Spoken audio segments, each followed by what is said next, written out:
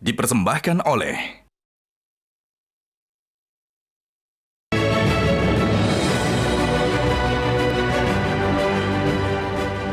Selamat malam para pemirsa, ketemu lagi di Hot Room dengan saya Hotman Paris. Baru-baru ini terbongkar penyeludupan dan perdagangan daging anjing untuk dikonsumsi. Perlakuan yang sangat kejam terhadap anjing. Diangkut dalam satu truk ratusan ekor tanpa diberikan ruang napas dan akhirnya banyak meninggal. Sesudah itu dilempar di suatu ruangan menunggu disembelih dengan mulut yang diikat. Banyak masyarakat internasional dan Indonesia protes. Anjing yang selama ini dianggap salah satu binatang peliharaan yang paling setia sudah diperlakukan sebagai bagian dari keluarga di banyak negara. Akan tetapi kenapa sampai sekarang Indonesia belum ada undang-undangnya yang memberikan sanksi pidana atas mengkonsumsi daging anjing? Inilah Hot Room, polemik penjualan daging anjing. Seperti biasa, kebiasaan Hotman Paris tanpa kopi luwak, white coffee. Saraf saya itu nggak menentu. Tapi kalau ada white coffee dalam setiap debat, jangan harap lawan saya bisa mengalahkan saya. White coffee, kopi luwak. Kita mengundang Kementan tapi tidak mau hadir. Oke, pertanyaan pertama kepada Christian Joshua Pale. Apa temuan Anda akhir-akhir ini? Anda lah yang sangat banyak memposting video-video penyeludupan anjing. Yang terakhir nih yang viral, akhirnya satu dunia tahu bahwa di Indonesia ini masih marak banget perdagangan daging anjing untuk dikonsumsi. Ya. Ini yang di Semarang, di Kali, tepatnya pada saat saya melakukan penggerebekan di tol Kali Kangkung, Ya. Semarang. Di dalam situ ada 226 ekor anjing. 226 ekor anjing dalam satu truk? Terbesar se-Indonesia. Dalam satu truk? Atau dalam satu truk. itu tumpang tindih begitu? Tumpang tindih, mereka ditumpuk, bahkan ada yang digantung dengan mulut diikat dengan tali rapia, keempat kakinya juga diikat, dimasukkan ke dalam karung. Oke. Dan itu mereka melalui perjalanan perjalanan yang sangat panjang. Itu dari mana? Peternakan atau dikumpulin oleh pengumpul? Mostly anjing curian, karena banyak dari mereka yang menderita luka akibat diseret, bahkan ada yang dijerat sampai tali tambang ini menempel ke dalam daging lehernya. Jadi tidak ada khusus peternakan, nggak ada? Anjing bukan hewan ternak, anjing bukan untuk dikonsumsi, jadi tidak ada peternak anjing. Oke. Jadi mostly semuanya adalah Jadi anjing dari daerah curian. mana itu dicuri anjing itu? Hasil investigasi saya ada 3 kabupaten, Ya. Tasikmalaya, Garut, Sumedang. Dan Itu sumbernya? sumbernya ada 4, mohon maaf, ada 4, Subang. Subang. Terus Subang. dijual kemana? Di Jawa, mostly dari Jawa Barat ini dibawa ke Solo Raya untuk dikonsumsi. Di Solo Raya? Di Solo Raya. Anda sudah ke Solo Raya, ada banyak Sudah restoran semua. di sana? Sudah seperti kayak ayam penyet. Sudah seperti kayak Di mana-mana warung-warung ada sini. restoran anjing? Bahkan dengan secara vulgar mereka memajang gambar anjing. Gambar anjing dengan tulisan sate guguk, sate Scooby-Doo. Ya. Dan itu ya jamu, menjamur. Kalau kita di Jakarta banyak ayam penyet, Ya. tapi kalau di Solo hampir di pinggiran, Bang. Ya. Dan Apalagi temuan Anda? Yang buat saya kaget, ini mind blowing, Bang ya. Mohon Ya. maaf, saya bukan mau syarat. Yang jual dan yang mengkonsumsi justru dalam ajaran agamanya dilarang haram. Ya, terus? Jadi ini yang buat saya agak sedikit miris Apa ya. karena percaya itu obat mujarab atau apa? No, lebih tepatnya karena ini bisnis miliaran. Bukan alasan mereka untuk jamu, alasan mereka untuk kesehatan, bullshit. Karena ini ada bisnis ini tuh miliaran, Bang. Ibarat saya berjuang Daud versus Goliat. Jadi yang saya lawan ini adalah mafia-mafia. Yang paling banyak di daerah mana? Solo. Solo. Dan satu yang saya tangkap ini, Bang, satu bulan dia bisa melakukan pengambilan anjing itu sebanyak 5 kali. Dari mana diambil? Dari 4 kabupaten ini, Pak, dari Jawa Barat menuju ke Jawa Tengah. Dalam penghasilannya saja sekali angkut bisa 15 sampai 20 juta. 5 kali pengangkutan dalam sebulan 100 juta. Coba. Davina dulu. Davina, temuan Anda apa sama? Kalau saya banyak berkomunikasi dengan tim Dog Meat Free Indonesia. Memang ini sebenarnya kampanye ini kan sudah lama dilakukan ya. Iya. Dan banyak sih temuan-temuannya, mungkin saya bisa supaya gak salah baca data sedikit ya, Pak Hotman. Bapak atau Bang boleh ngomong? Boleh Bang Hot. Ya, jadi kayak seperti saya dapat data dari Dog Meat Free Indonesia, itu di Surakarta aja, kota Surakartanya sendiri saja ada 83 warung. Per bulan itu mereka 13.700 anjing dipotong. 13.000 anjing Ya, dipotong. itu di kota Surakarta aja ya. Di Surakarta. Ya, terus kalau untuk berbicara tentang Jakarta, Jakarta masih di bawah itu sekitar 9.400 per bulan. Di Jakarta ada 9.000. Di mana itu warungnya?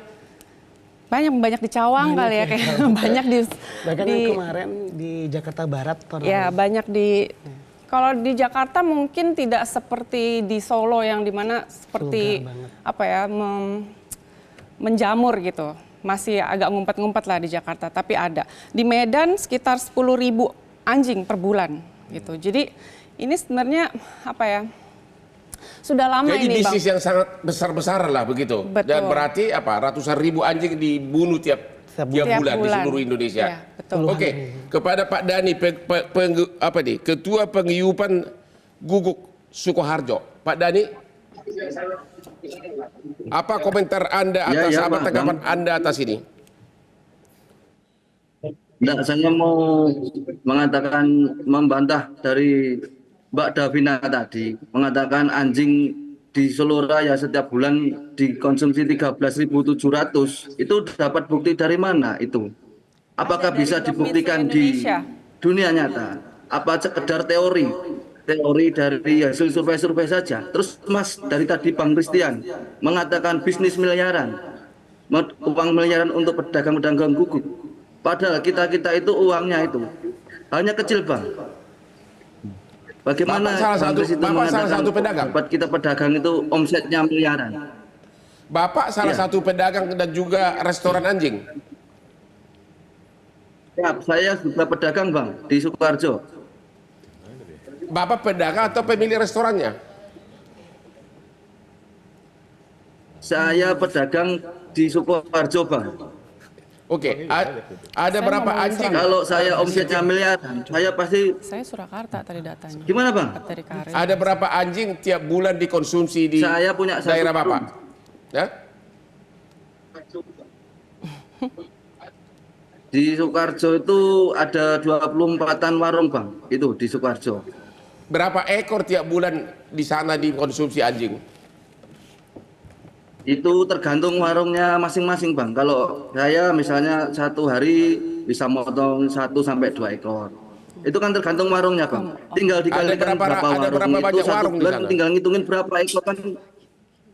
Iya, di Sukoharjo ada 24 warung itu. 24 warung. Jadi total tiap bulan bisa berapa puluh anjing? Itu rata-rata satu warung itu bisa habisin 1 sampai 2 ekor, Bang. Dan jadi Anda membantah Itu dari pernyataan Sukoharjo, Christian.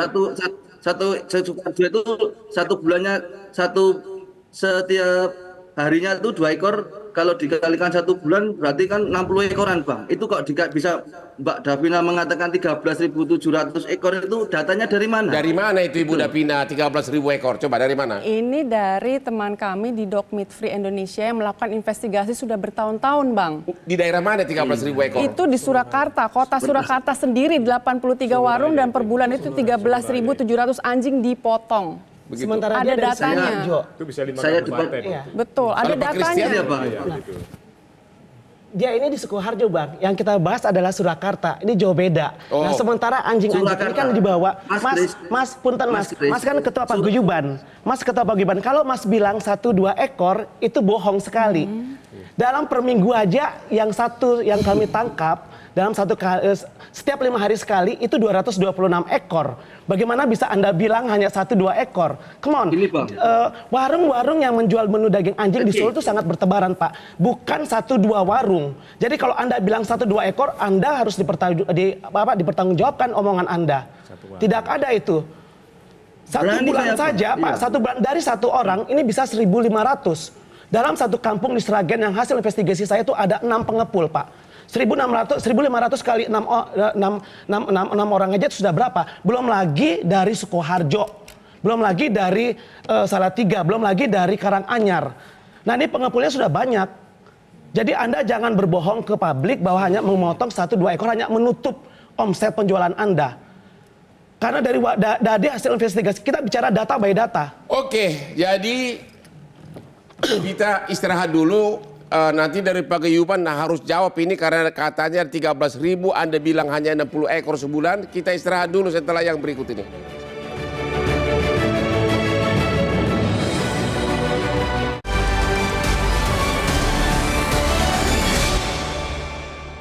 Dipersembahkan oleh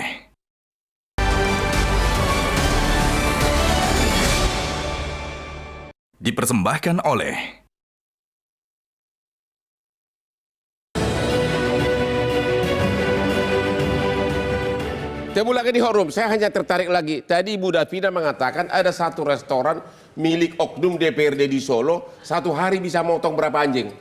Milik oknum DPRD, nggak usah sebut nama. Ya.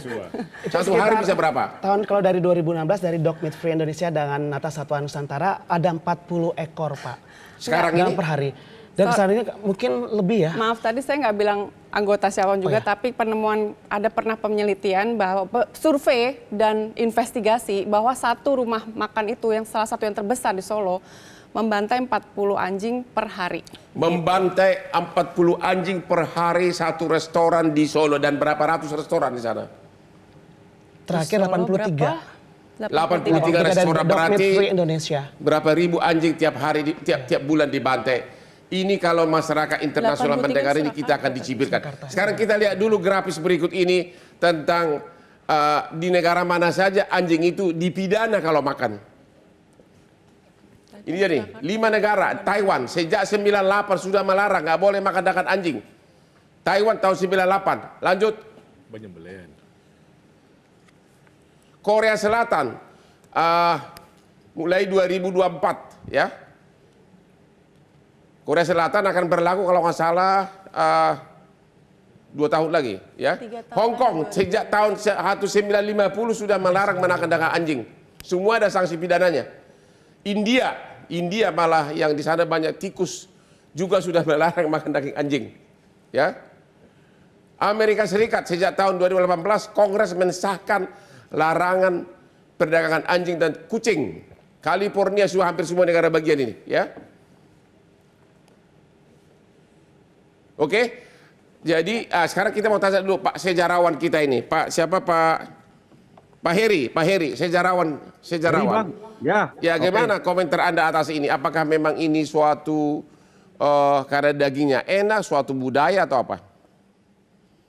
Ya gini Bang, kita harus memilah dulu sejarah konsumsi anjing dengan sejarah bisnis kuliner anjing. Nah, kalau kita tarik dalam periode yang lebih lama, misalkan zaman Majapahit, abad 14 lah gitu. Anjing itu bagian dari Rojo Mongso. Istilah Rojo Mongso itu makanan raja lah gitu ya. Makanan raja. Itu melengkapi kuliner yang ada di kerajaan. Jadi anjing itu zaman Majapahit ya? Raja Zaman Majapahit sampai ya zaman Majapahit. Ya, ini saya tarik lama dulu ya. Kenapa itu tradisi? Kenapa itu masuk dalam wilayah masyarakat Jawa terutama itu zaman Majapahit. Nah, kemudian masuknya ada Islam, pengaruh Islam, tentu saja ini main kemudian halal haram. Tapi ada namanya masyarakat yang abangan, kemudian masyarakat yang non muslim itu juga masih makan. Saya kasihkan contoh, serat centini 1814 itu ya, dibuat 1814.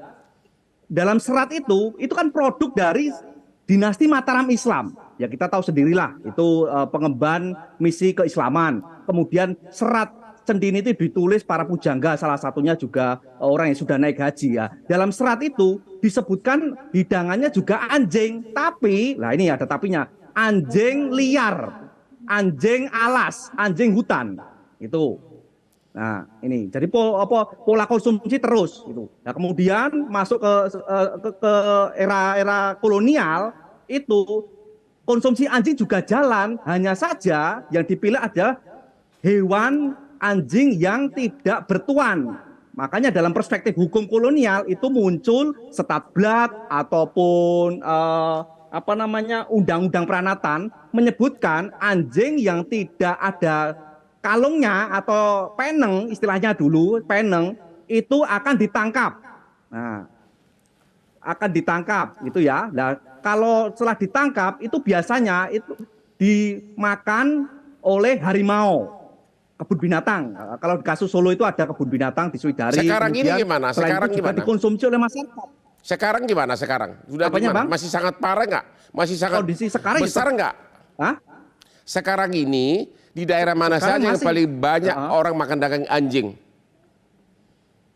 Ya Solo Bang, Solo karena istilah saya itu menjadi kota keplek ilat ya. Jadi orang memanjakan lidah, makanan selalu enak dan bervariasi gitu. Kenapa Solo?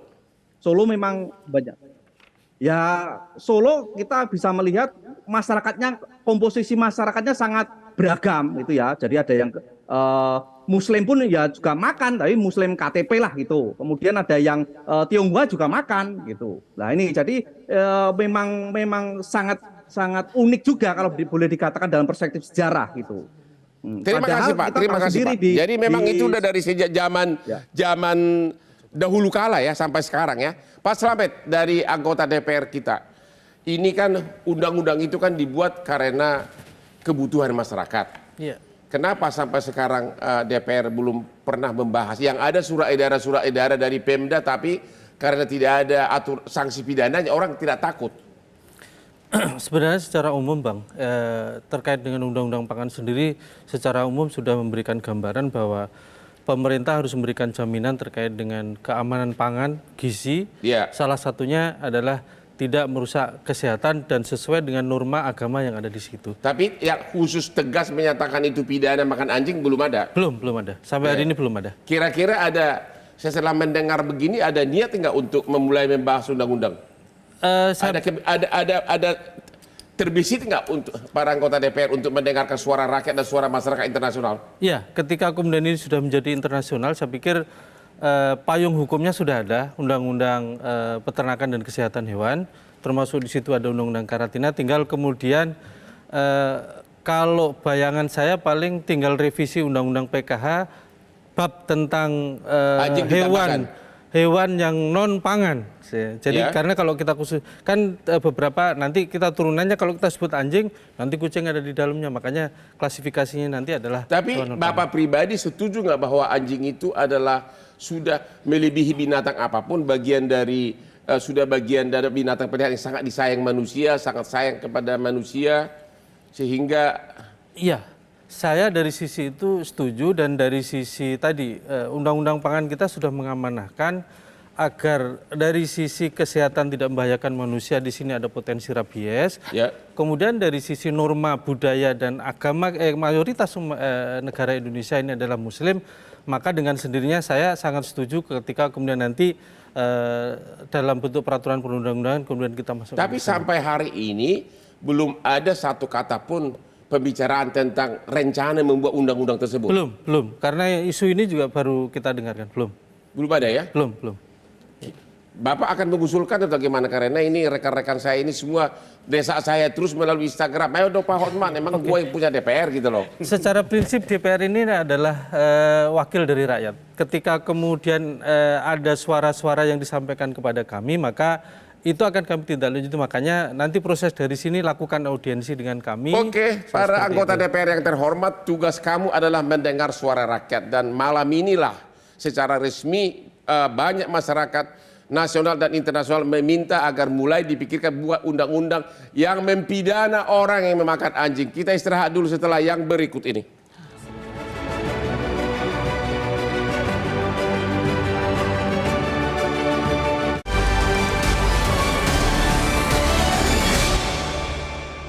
Dipersembahkan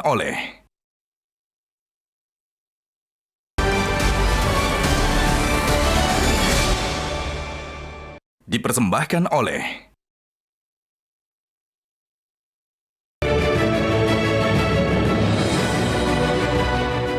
Temu lagi di Hot Room.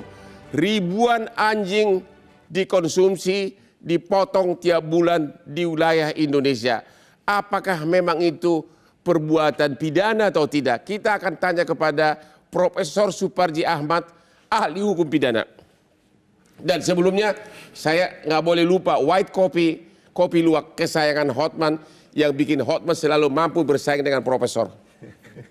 Jadi gini Bang, bahwa ada beberapa regulasi yang bisa kemudian diperhatikan dalam konteks mencegah dan menindak perdagangan dan pemanfaatan anjing tadi itu. Misalnya Undang-Undang Pangan, ya. Tapi kan nggak tegas di situ pidana. Ya betul, Undang-Undang Perlindungan Konsumen, ya, Peternakan dan Kesehatan Hewan, dan beberapa peraturan daerah, peraturan wali kota, surat edaran, dan termasuk kemudian KUHP. Memang tidak secara eksplisit dinyatakan larangan terhadap perdagangan dan konsumsi anjing tadi itu. Tetapi memang undang-undang ini masih minimalis. Setidak-tidaknya ada dan juga digunakan dalam Undang-Undang 1/2023 Undang KUHP yang baru itu. Belum ada memang satu tindakan-tindakan secara masif yang kemudian menindak.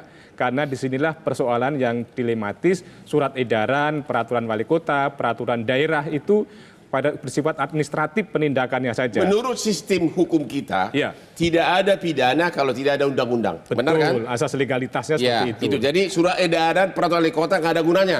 Hanya mengatur administrasi penindakan tapi saja. tidak bisa mempidana. Tapi minimalis sekali lagi untuk mengatur. Tapi yang kalau KUH pidana itu terlalu luas. Iya, penganiayaan hewan. Orang motong babi juga pasti dipidana. Iya, memang itu abu-abu terlalu luas. Tetapi kemudian lagi-lagi saya katakan tadi sangat minimalis untuk mengkonstruksi sebagai sebuah pidana. Jadi kesimpulannya menurut Bapak sampai hari ini mengkonsumsi anjing bukanlah perbuatan pidana. Ya, disitulah kemudian tidak secara eksplisit. Tetapi kalau misalnya ada tindakan-tindakan yang tidak proporsional terhadap anjing tadi itu, mestinya ada proses penindakan. Dan selama ini juga ada yang ditindak untuk menganiaya anjing tadi itu, Bang. Ya kalau mau dikonsumsi ya pasti dianiaya lah, pasti dipotong lehernya kan. Nah, misalnya tadi itu dimasukkan dalam satu truk yang tidak peri kehewanannya tidak ada. Termasuk bagian sebetulnya tindakan penganiayaan tadi itu. Menurut Bapak kalau memang masyarakat sudah menginginkan agar itu dianggap perbuatan pidana, satu-satunya harus segera terbit undang-undang. Ya, saya kira setuju bahwa salah satu undang-undang harus ada landasan sosiologis kebutuhan masyarakat. Dan secara filosofis kan memang sebetulnya bertentangan dengan kesehatan, bertentangan dengan nilai-nilai agama. Dan juga secara masyarakat beradab, civilized country. Ya, itu betul ada landasan sosiologis tadi itu, dan landasan yuridis belum ada norma yang mengatur secara tegas. Maka saya kira setuju adanya aturan secara eksplisit. Segera dibuat, usulan kepada DPR apakah kita. Kemudian bersifat perubahan undang-undang yang ada atau undang-undang secara khusus. Tapi betul-betul ini ada kebutuhan yang dibutuhkan masyarakat, sehingga ada kearifan lokal yang juga harus ditampung, Bang. Tadi misalnya itu yang soal sejarah budaya bangsa kita itu dan bagaimana kepentingan ekonomi yang kemudian harus diatur supaya proporsional semuanya, Bang. Putri saya punya anjing. Iya. Sebelum putri saya pulang, dia akan menunggu di pintu sampai datang. Dan itu saya saksikan sendiri tiap malam. Betapa anjing itu adalah makhluk yang sangat setia. Itu saya perhatikan tiap hari. Akhirnya sampai saking sayangnya putri saya anjingnya dibawa ke Singapura sampai diurus imigrasi berbulan-bulan agar bawa ke Singapura. Akhirnya bisa shopping sekarang di Orchard Road. Sekarang Pak Ahmad Nur Hidayat, Anda sebagai ahli kebijakan publik, sudah waktunya nggak ini harus merupakan perbuatan pidana? Sebagai dalam perspektif analisis kebijakan publik, kita harus mencermatinya apakah mengkonsumsi sesuatu ataupun tidak mengkonsumsi sesuatu itu adalah melanggar kebijakan publik atau tidak. Kalau saya mau makan apapun itu kan urusan private. Saya mau makan anjing, saya mau makan apapun sesuai dengan kepercayaan saya, itu sebetulnya ranah private. Tetapi dalam konteks kebijakan publik kita lihat bagaimana orang mengkonsumsi anjing ini. Kita tahu bahwa 98% rabies itu ditularkan melalui anjing. Dan ini sudah termasuk binatang yang ini berbahaya buat kesehatan ya. Kalau ada ahli kesehatan itu mengatakan ada bakteri dan sebagainya. Tetapi kalau kita menggunakan langsung undang-undang secara legal tanpa diikut sertakan edukasi kepada masyarakat, apalagi yang sudah meyakini tradisi, ini akan berbahaya, Bang. Kenapa? Dari konteksnya akhirnya adalah peraturan itu top down. Sementara masyarakat meyakini hal yang berbeda. Sebetulnya kita bisa melakukan pendekatan edukasi yang lebih masif. Sayangnya ini tidak dilakukan di berbagai daerah. Ya, ada berbagai daerah termasuk Tomohon ya. Kita tahu pasar ekstrim. Di sana menjual apapun. Tapi mereka punya aturannya. Bupatinya, wali kota Tomohon itu mengeluarkan larangan untuk menjual di pasar ekstrim itu. Tapi apakah banyaknya permintaan agar melarang makan anjing bukan karena soal rabies, tapi karena kecintaan terhadap anjing. Dianggap sangat dekat dengan manusia. Nah ini saya mau kritik, kalau kita cinta sama sesuatu kemudian melarang kita untuk dimakan, nanti daging kelinci itu bisa jadi kena undang-undang karena orang semua cinta kelinci. Kalau memang kebutuhan masyarakat begitu, hukum itu kan dibuat karena memang masyarakat mau. Nah menurut kami Bang, kita harus tahu yang namanya nilai-nilai tradisi dan norma modern. Ya. Kita tahu bahwa ada tradisi dan ada norma modern, yang modern ini dibangun dari rasionalitas. Sebetulnya kita melakukan edukasi ini penting. Ketika misalkan kita menemukan bahwa tradisi makan anjing misalkan, ternyata lebih banyak mudorotnya dibandingkan manfaatnya secara sains, secara norma modern. Nah disitulah kemudian kebijakan publik masuk. Saya mau tanya, sekiranya Anda makan anjing di suatu jalan di kota Inggris, Anda akan diapain?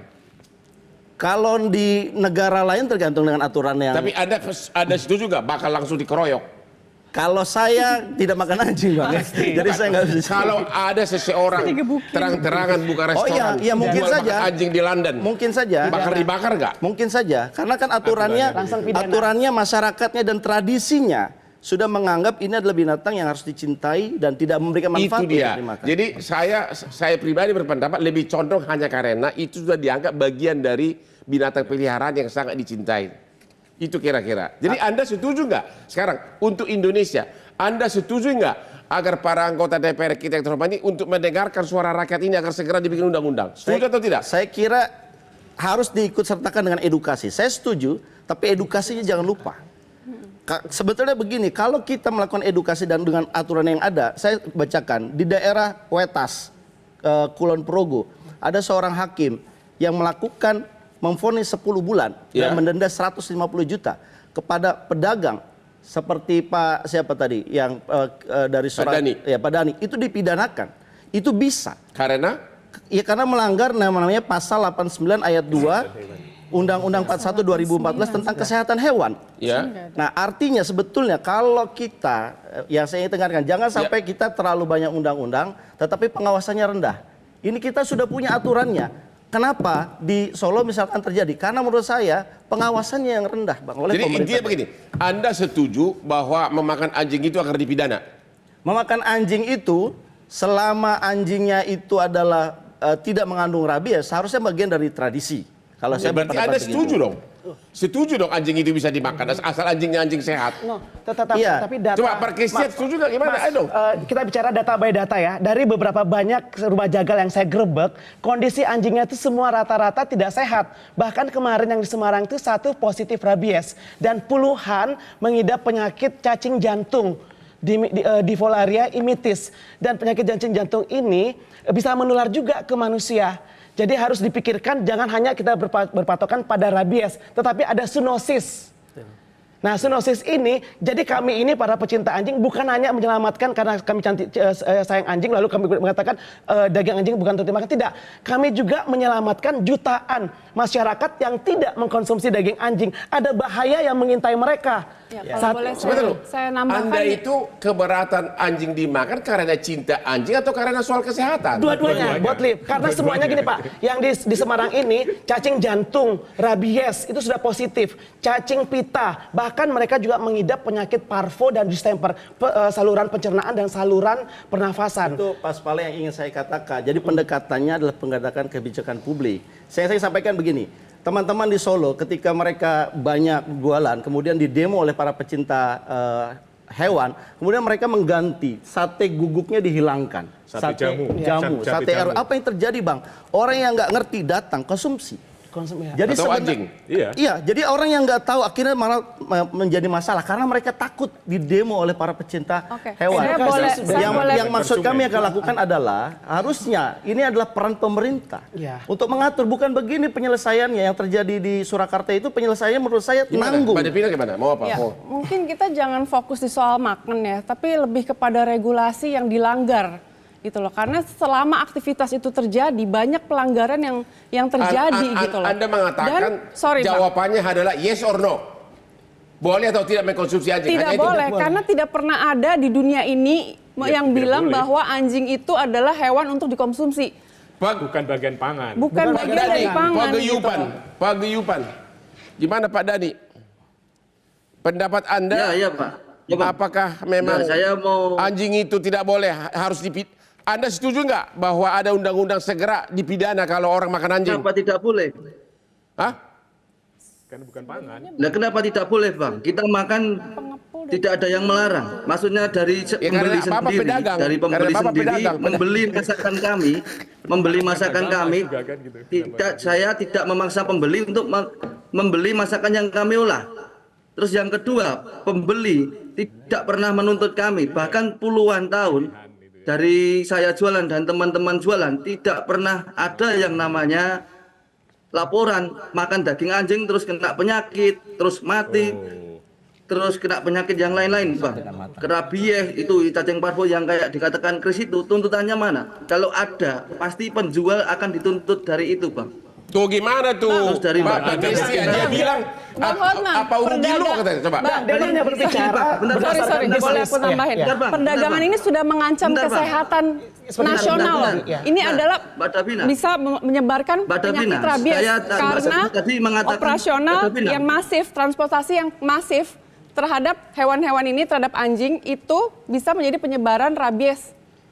Nomor Itulah satu. Bang Dan yang dia saya katakan tadi, saya ingin menambahkan. Iya. Ya sebetulnya dalam perspektif kebijakan publik yang harusnya dilarang Davina. adalah perdagangan Ya. komersialnya. Iya. Kalau Yang orang mau sah- makan saya apapun mau sesuai minta- dengan diyakini, Iya, itu bebas-bebas saja yang sebagai hak seharusnya asasi. dihukum Mau ngomong apa nih, Pak petani Dani, dan Pak Dani, si coba. pengepul Coba, ini. sebentar. Dilarang. Pak Dani, pedagang pemilik restoran anjing di Sukoharjo, mau ngomong apa?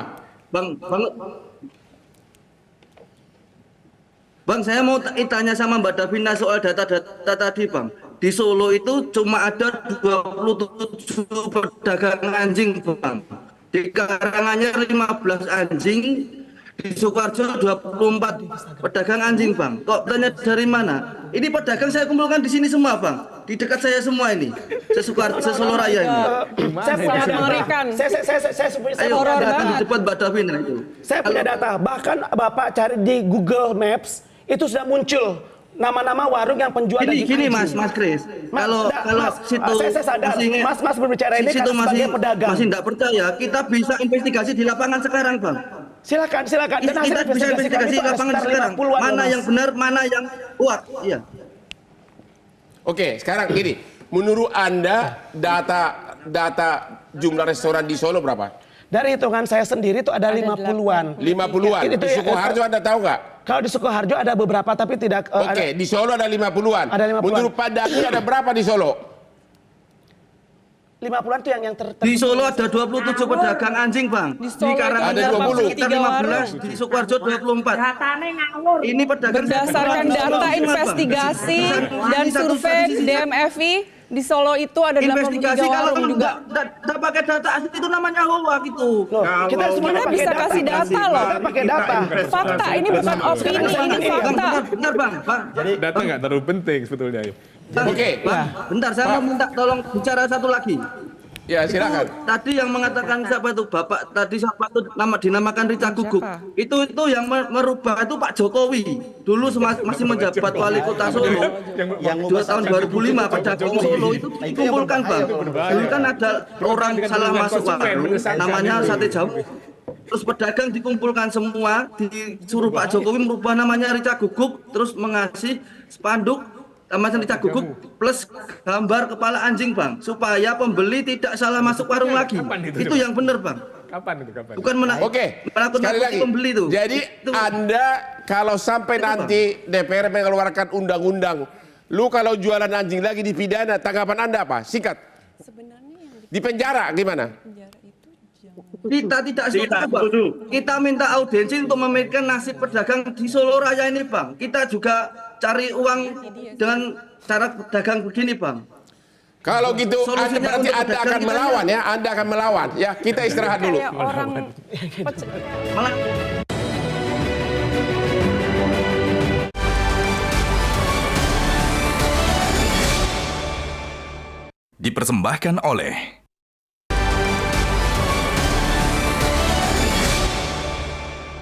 Dipersembahkan oleh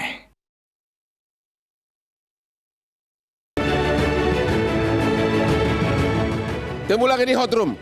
Terlepas dari pro dan kontra, Pak Slamet sebagai anggota DPR, apakah Bapak setuju apapun alasannya sebaiknya mengkonsumsi anjing itu adalah perbuatan pidana dan perlu undang-undang? Ya, jadi sebenarnya secara umum perangkatnya sudah ada, tinggal kemudian nanti diperankan apakah nanti kemudian kita perlu masuk itu. Jadi setuju ya? Secara pribadi kami setuju, dan dalam proses pembuatan undang-undang nanti hearingnya kan kita akan mendengarkan semua pihak. Terima kasih Pak Slamet, anggota DPR. Oke, Ibu Davina. Data apa yang Anda punya sehingga Anda mengatakan bahwa perdagangan anjing ini sudah sangat membahayakan? Data otentik atau apa? Tadi paguyuban menentang Anda. Ya, berdasarkan juga survei dan survei dan polling ya dari DMFI, Dog Meat Free Indonesia, dan juga polling Nielsen bahwa hanya 7% yang setuju perdagangan daging anjing ini 7% dari siapa? Dari seluruh populasi masyarakat Indonesia. Hanya 7% yang mengiyakan ini yang mengiyakan boleh dimakan. Termasuk Pak Dhani tentu. Obviously. Lalu 93% itu menentang dan meminta untuk ini di-ban. Terlepas dari apakah rabies atau tidak, faktor utama apakah ada kecintaan kepada anjing?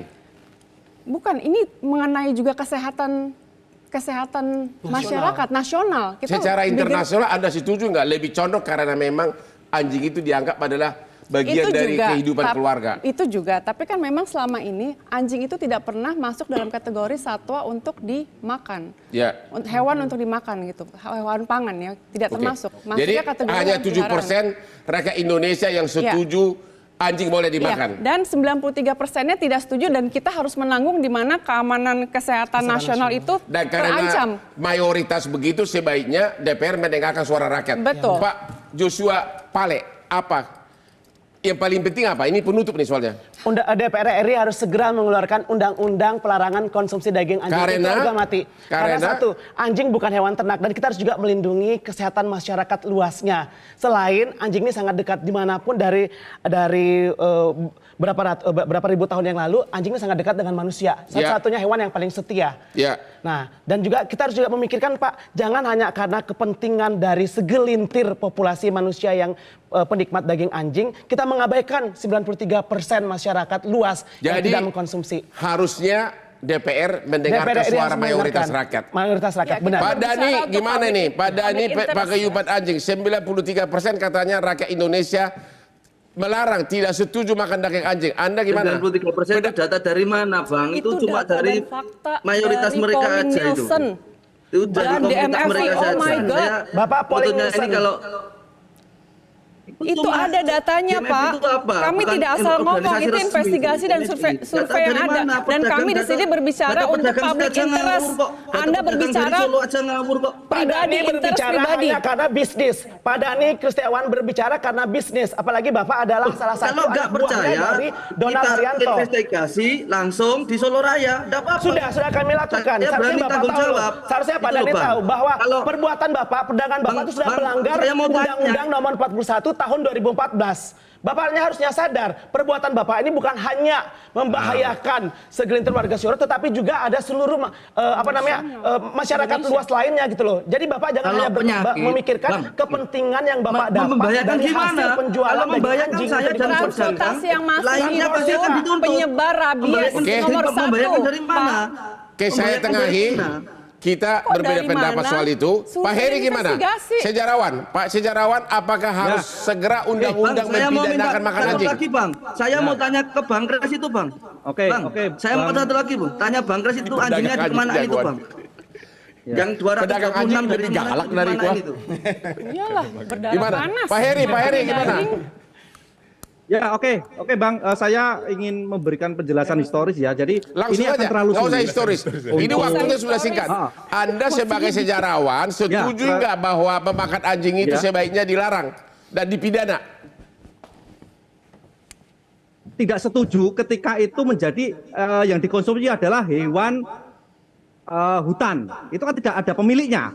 Nah itu yang menjadi garis merah ya gitu. Kalau anjing hutan kan tidak ada pemiliknya, itu bisa dikonsumsi itu. Ini nggak ada kaitan dengan soal kepemilikan Pak. Ini kaitannya aspek kesehatan, tapi paling lebih banyak demandingnya itu karena anjing itu dianggap adalah bagian dari keluarga sekarang ini.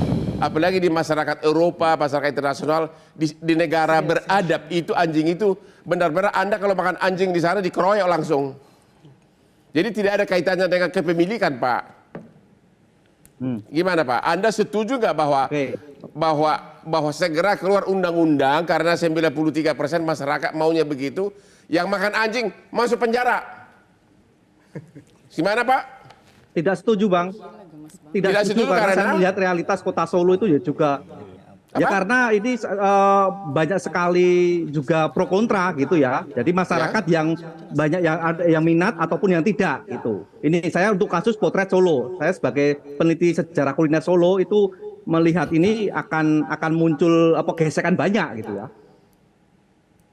Oh. Jadi 2 lawan berapa deh? Pak Gibran sendiri kan sudah mendengungkan tentang SGIE di salah satu debatnya kan. Sementara Solo sendiri itu marak sekali, mungkin yang terbanyak dan bahkan secara vulgar.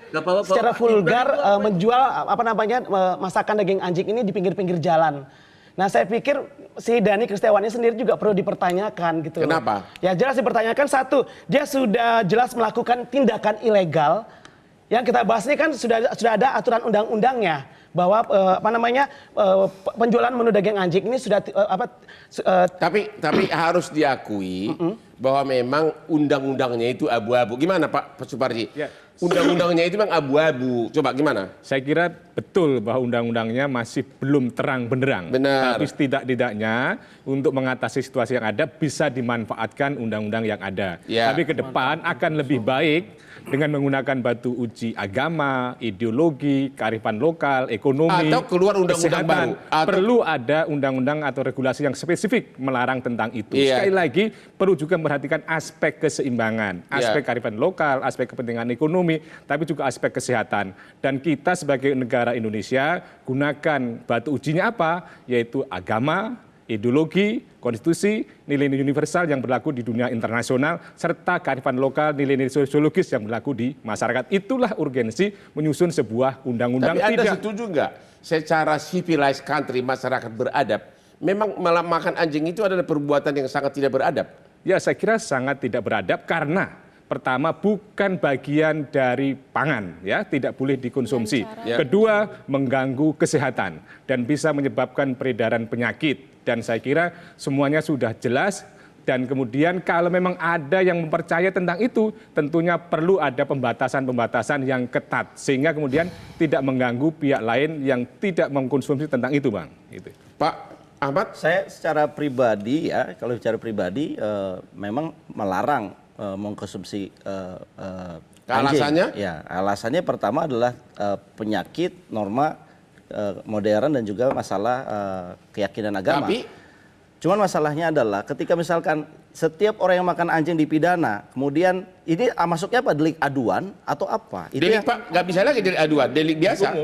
Delik umum. Nah, maksud saya begini, kita harus mempertimbangkan antara hak asasi, tradisi dan norma-norma modern. Kalau seandainya satu masyarakat itu memang sudah seperti negara maju, mereka meyakini norma modern, aspek kesehatan dan sebagainya, bisa kemudian kita keluarkan Pertanyaan undang-undang. saya, Anda yakin nggak bahwa 93% rakyat Indonesia mengutuk memakan anjing? Sebagaimana tadi, Nelson itu lembaga riset internasional. Iya. Anda yakin nggak? Anda kan ahli kebijakan publik. Iya, Anda setuju nggak? Saya yakin, apalagi di masyarakat Islam, di Indonesia mayoritas Islam. Anda setuju nggak hasil riset 93% katanya rakyat Indonesia mengutuk makan anjing? Saya setuju, saya yakin. Kalau sudah 93%, bukankah hukum itu dibuat karena keinginan kebutuhan masyarakat? Kalau udah 93% ya sudah waktunya dong dibikin undang-undang. Kalau kita di kebijakan publik yang bicaranya adalah apakah ini pribadi preference atau kita memperbaiki rantai makanannya, rantai supply-nya. Saya lebih kepada undang-undang itu adalah melarang rantai supply-nya. Tidak ada lagi perdagangan komersil mengenai anjing misalkan. Bagaimana anjing itu dibunuh? Tempatnya di mana? Kan kalau misalkan ini komersial, ini kan dilarang semua. Sebetulnya aturan sudah dilarang. Tapi selama tidak ada sanksi pidana, nggak akan ada yang takut. Tidak akan efektif. Tidak efektif. Iya. Harus ada undang-undang pidananya. Oke, Pak Slamet DPR, kapan ini para aktivis ini bisa audiensi ke DPR? Bapak bisa jadi promotornya nggak? Jadi begini, Nih, dengarin ini. Pertama harus dilakukan audiensi. Yang jelas dalam pembuatan undang-undang nanti ada naskah akademik, yaitu yang akan kita lihat sejauh mana kemudian tadi pertimbangan fisiologisnya, kemudian pertimbangan juridis dan lain-lain kita kaji, dan kita juga melakukan hearing, baik yang pro maupun kontra kita dengarkan dan di sisi mana. Kalau secara pribadi dengan berbagai alasan kami setuju untuk kemudian muncul peraturan perundang-undangan, tinggal apakah nanti dia ada di revisi undang-undang PKH yang ada, ditambahkan dengan revisi itu ada pidana dan khusus anjing, atau nanti undang-undang baru tinggal Emang apa ruginya kalau sampai keluar undang-undang melarang makan anjing? Ruginya apa bagi? Siapa yang rugi? Oh enggak, kalau DPR tidak bicara nanti, makanya nanti kita akan dengerin naskah akademiknya seperti apa. Makanya tadi ketika kita undang saja. Nanti teman-teman aktivis dari itu kita Kapan dengarkan. Anda mau datang? Nih, sudah Pak Slamet nih. Minta nomor handphonenya dari Petro. Anytime Pak, justru kami ini momen ini sudah sangat tepat ketika dunia internasional lagi menyoroti Indonesia. Betul. Kami sangat berharap sesegera mungkin untuk dilakukan audiensi dengan Komisi 4 DPR RI. Ya, karena memang begini, begitu itu sudah menjadi isu internasional seperti lingkungan hidup, kemudian seperti ini, maka dengan sendirinya pemerintah dan DPR harus merespon. Nah, Termasuk pedagang anjing saya kira perlu diundang. Ya, jadi nanti pedagang semua akan anjing, kita jadi undang, seimbang insya Allah. semuanya kan itu. Kami membuka diri kapan untuk kemudian datang kepada kami melakukan audiensi. Gimana Bu Davina, kapan datang audiensi? Secepat mungkin, segera mungkin terima kami. Anda akan membawa siapa pendukung saudara? Yang jelas tidak perlu bawa Paling partai-partai gitu. titipan kami, siapkan kajian naskah akademiknya yang memang bisa meyakinkan. Oke, Anda siapkan naskah akademisnya. Sudah disiapkan oleh Doc Meat Free Indonesia. Kami punya data survei dan Dengan data-data investigasi semuanya, kok. iya. Itu bukan Siapa? data ece-ece atau Oke, cuma Pak ngomong Dhani doang. Paguyuban, pedagang restoran anjing di Sukoharjo, Anda datang nggak berantem di DPR dengan para aktivis ini? Dan bersedia nggak mau semua pedagang anjing dari? Siap, Bang. Siap ya? Oke, siap datang. Kita siap, Ada Bang. berapa pasukan? Kita mau mencari keadilan untuk pedagang-pedagang Keadilan guguk seluruh raya, Bang. Mana? Kita berani datang. Ini kejam Kita akan Berani datang, ya? memberikan data-data yang benar untuk membantah datanya Mbak Davina tadi. Iya. Aktivitas ini kejam Oke, jadi sekali. Keadilan. tantangan Anda sudah ditunggu oleh para pemilik restoran anjing di Sukoharjo. Kira-kira bawa masa berapa ratus pedagang anjing? Pemilik restoran. Banyak, Bang. Sebanyak-banyaknya. Kita pasti akan datang sebanyak-banyaknya. Maunya berapa? Maunya berapa kita Oke, sediakan. game on. Bisnis kejam Kita berkutat dengan bukan bisnis hanya kejam. pedagang, Bang. Bahkan nanti penikmat masakan anjing akan kita ajak, Bang, untuk membuktikan kalau mereka itu makan masakan yang kami olah tidak kami paksa, Bang. Oke. Dan mereka Pertanyaan saya tidak sakit terakhir. karena makan daging anjing, Bang. Saya terakhir kepada Bapak. Iya. Bapak sebagai pemilik restoran jual daging anjing. Bapak makan nggak tiap hari dan apa manfaatnya untuk tubuh Anda? Saya makan kadang-kadang, Bang. Saya dulu ada yang pesan sop kaki anjing itu untuk menaikkan trombosit, Bang. Terus daging anjing pernah juga bagus. Tidak pernah terbukti secara saintis ya. Kita akhiri. Tidak ada Sekarang bukti sudah saintis. menganggap bahwa makan anjing itu Tapi faktanya bisa merubah trombosit. Aku jadi bingung. Asumsi pribadinya dia yang tidak Oke, didasarkan dengan kita penelitian. harus akhiri Berani enggak? kita harus akhiri diskusi kita malam ini. Nggak ada Kita harus penelitian akhiri. saintifik Yang pasti bahwa memakan anjing itu secara civilized country, secara internasional dianggap manusia tidak beradab. Itu secara internasional. Ya, itu kita harus akuin itu. Betul. Apakah Indonesia pada akhirnya akan menerima itu, kita lihat nanti. Jangan lupa nonton Metro TV setiap hari Rabu jam 9.30 malam karena hostnya sangat ganteng. Gila emosi. Ayo silakan Pak, silakan.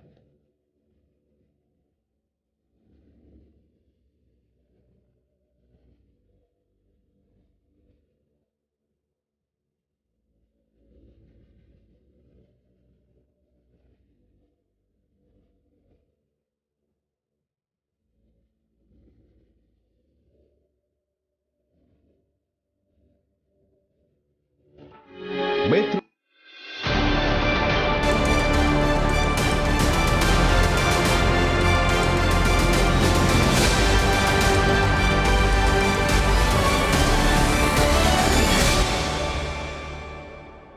Dipersembahkan oleh